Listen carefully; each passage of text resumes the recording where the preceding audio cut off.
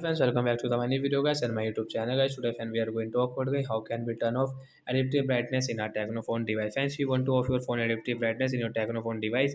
So man, how can you off it today friends? I will show you. I will tell you in this video guys. So before starting video friends, first of all go and subscribe the channel guys. Click the bell icon, like the video. So friends, now let's see how can we off guys adaptive brightness. So first of all guys, open your phone setting guys. After on phone setting guys, scroll it friends. Click on guys your display and brightness. Tap here. Friends, you can see adaptive brightness guys. Tap here. So friends, you can see adaptive brightness guys. You can off from here. And friends, come back. After guys, your brightness will not increase and decrease. You can customize guys your brightness according to yourself. Friends, you can see guys our phone brightness will not decrease automatic.